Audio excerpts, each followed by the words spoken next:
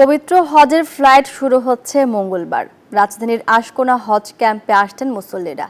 যাত্রা ভোগান্তিমুক্ত করতে চলছে শেষ মুহূর্তের প্রস্তুতি। প্রথম দিনই সৌদি আরবের উদ্দেশ্যে ঢাকা ছাড়বেন 419 জন হজ যাত্রী। প্রথম ফ্লাইট রাত 2:15 হযরত শাহজালাল আন্তর্জাতিক বিমানবন্দর থেকে উড্ডয়ন করবে। মাসুদ সুমনের রিপোর্ট।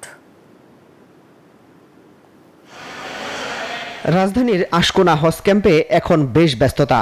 সৌদি আরবের পথ ধরতে দেশের বিভিন্ন প্রান্ত থেকে আসছেন মুসল্লিরা। ঠিকঠাক করে নিচ্ছেন কাগজপত্র। সব মিলিয়ে চলছে শেষ মুহূর্তের প্রস্তুতি। কড়া নজরদারি আইনশৃঙ্খলা বাহিনীর। বান্ডেল থাকলে প্রতি সেনমানিতে টাকা বাঁচবে। বিকাশ সেনমানি বান্ডেল কিনে জিতুন প্রতি লেনদেনে।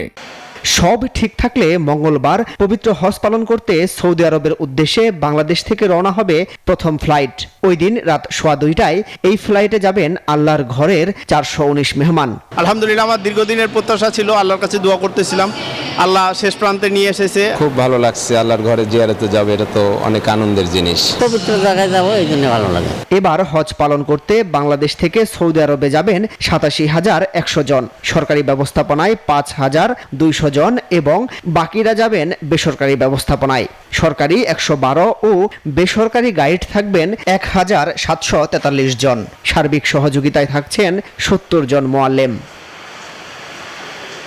হজযাত্রায় ভোগান্তি কমাতে এবার বাড়ানো হয়েছে প্রযুক্তির ব্যবহার। নেওয়া হয়েছে আরও নানা উদ্যোগ। নিবন্ধন থেকে শুরু করে টাকা জমা দেওয়া পর্যন্ত, এরপরে পাসপোর্ট, ভিসা, সব কিছু। এবার কোনো জ্ঞানজাম নেই এবং ওই মলনেম সব কিছু কাগজপাতি ওকে করে দিচ্ছে। টাকা অনলাইনে পাঠানো যাচ্ছে। যেখানে যেখানে যে দরকার ছিল সেখানে কিন্তু অতি দ্রুত সব সম্পূর্ণ কাজ আমরা সঠিকভাবে পাইছি। হজের শেষ ফ্লাইট যাবে আগামী 31 মে। 10 জুন শুরু হয়ে ফিরতি ফ্লাইট শেষ হবে 10 জুলাই। মাসুদ সুমন, নিউজ 24, ঢাকা।